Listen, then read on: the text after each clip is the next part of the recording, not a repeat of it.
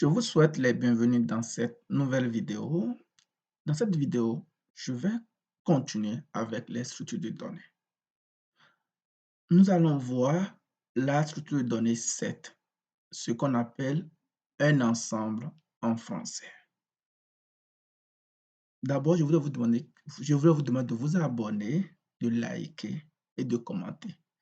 Cela va faire découvrir notre chaîne YouTube à un plus grand nombre de personnes. Merci. Parfait. C'est quoi un set? Un set ou un ensemble est une collection d'éléments non ordonnés. Chaque élément du set est unique, ce qui signifie que pas de doublons, donc un élément ne peut pas se répéter plusieurs fois et doit être immuable. On ne peut pas modifier les éléments du set. Pourtant, le set lui-même peut être modifié. On peut ajouter d'autres éléments, mais on ne peut pas modifier les éléments du set. On peut ajouter ou on peut supprimer. En Python, on déclare un set avec des alcoolades. Donc, je vais vous montrer rapidement comment déclarer un set. Donc, je prends un set que je vais appeler nom.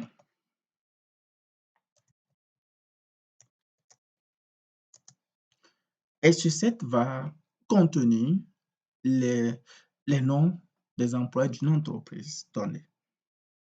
Donc, je mets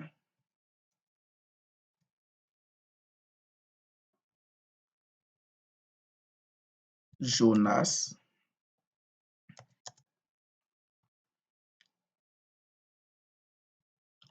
Agbako,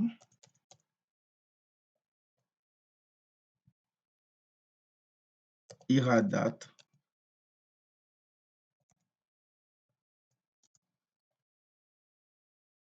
Crépin. Ça, c'est un exemple de set. Si je voudrais, par exemple, afficher ce texte, il suffit de faire un print, mais non. Et j'affiche. Vous voyez, là, je viens d'afficher mon set. Maintenant, si par exemple, j'ajoute un autre élément, si j'ajoute par exemple Jonas,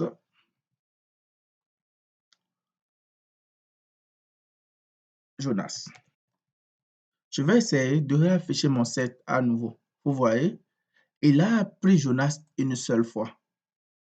Donc, un set n'accepte pas des doublons. Donc, c'est très bien utilisé si vous voulez avoir des données sans doublons. Supposons que je donne un exemple très simple. Si les gens ont fait des achats sur votre plateforme et vous voulez, une personne donnée a fait des achats plusieurs fois. Et dans votre base de données, vous avez stocké les gens qui ont fait des achats. Ce qui est important, si vous voulez prendre le nom de ces personnes ou l'identifiant de ces personnes-là, ça serait bien de les prendre sans doublons. Parce que oui, et set est très adapté pour ce genre de problème. Ça va permettre de résoudre efficacement ce problème et aussi optimiser l'espace mémoire qui sera utilisé. Parfait. Et si on veut, par exemple, ajouter des éléments à notre set, si je veux ajouter d'autres éléments à mon set, je vais prendre le même set que j'ai ici. Sur ce set que j'ai,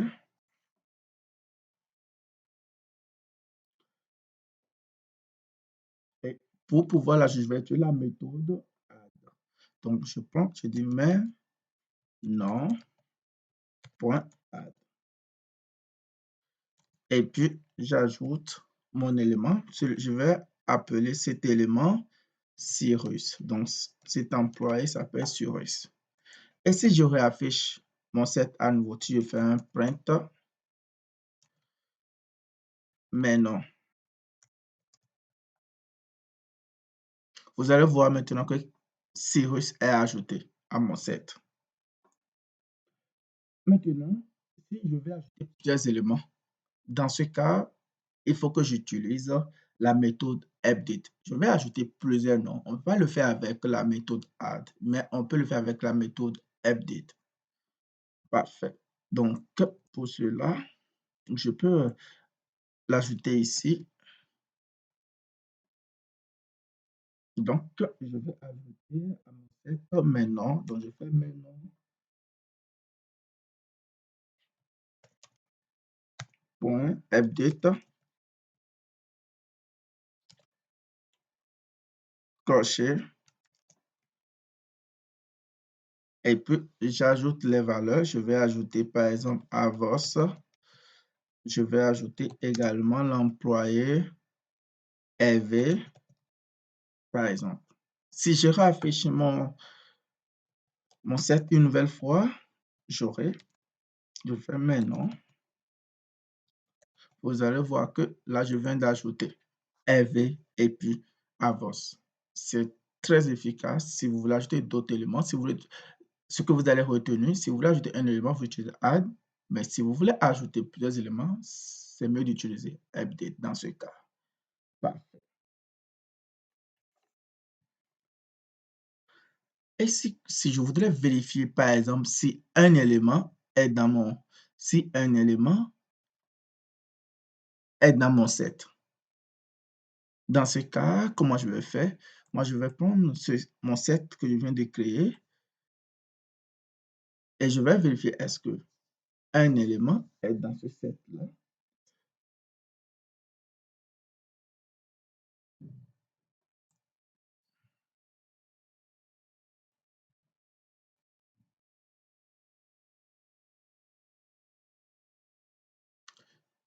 Donc, pour cela, je vais utiliser print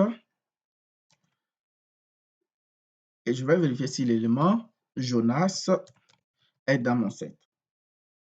Là, je fais print in, mais non. Si l'élément Jonas est dans mon set, ça va m'afficher true. Et si l'élément Jonas n'est pas dans mon set, ça va m'afficher false. Donc, je vais exécuter le code. Ça m'a affiché true parce que Jonas est dans mon set. Je vais tenter avec un élément qui ne se trouve pas dans le set. Je vais mettre par exemple Meria.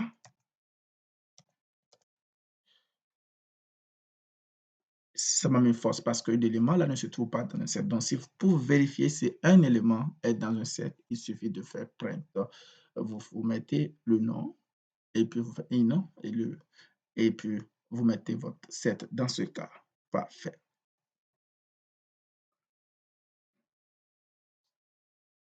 Je peux aussi parcourir les éléments de mon set et j'affiche. Je parcours mon set et puis j'affiche les éléments. Donc, pour cela, vous allez utiliser la boucle.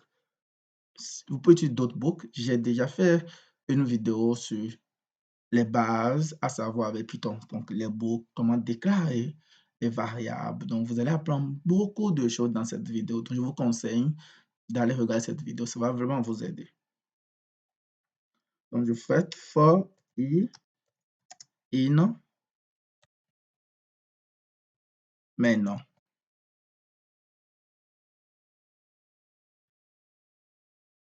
Et vous allez faire un print. À chaque fois, on va écrire les éléments de notre liste.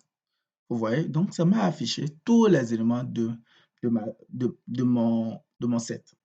Parfait. Et si je veux connaître la taille de mon set, dans ce cas, si je veux connaître la taille de mon set, j'utilise le mot-clé. Donc, je fais un print len et puis je passe mon set. Dans ce cas, je fais maintenant. Ça fait 6. Mon set contient actuellement 6 éléments.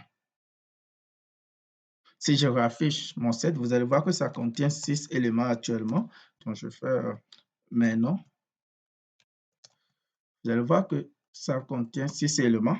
1, 2, 3, 4, 5, 6. Parfait. Maintenant, supposons que je voudrais supprimer un élément du set de mon set. Il suffit d'utiliser remove dans ce cas. Donc, il suffit de faire maintenant point remove. Et j'indique l'élément que je voudrais supprimer. Et ici, ça peut être Crépin, par exemple.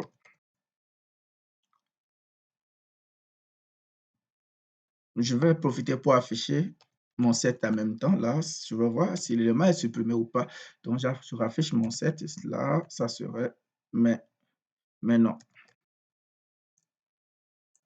Vous voyez, là, je viens d'effacer Clépin de mon set. Là, Clépin ne se retrouve plus dans le set.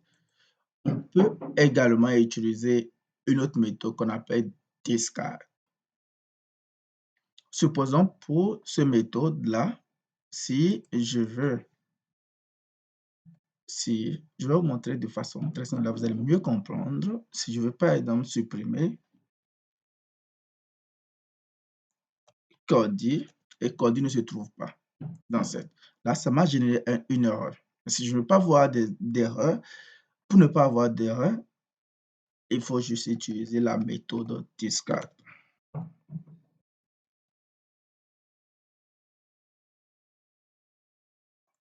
Vous voyez, Cordy ne se trouve pas dans mon set, mais ça ne me génère pas d'erreur. Donc, la différence, c'est quoi? Si on veut supprimer les éléments, un élément, et on ne veut pas avoir d'erreur, c'est bon d'utiliser discard.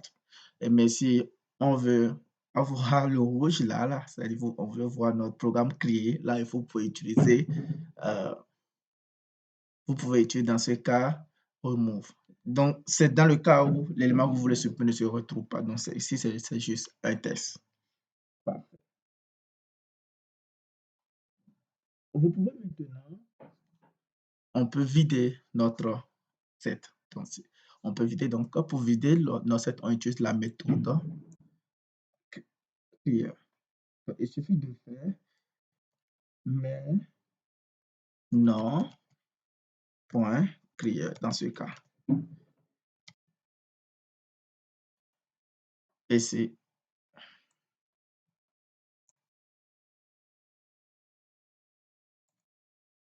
donc si on affiche à nouveau mais non, vous allez voir que c'est vide.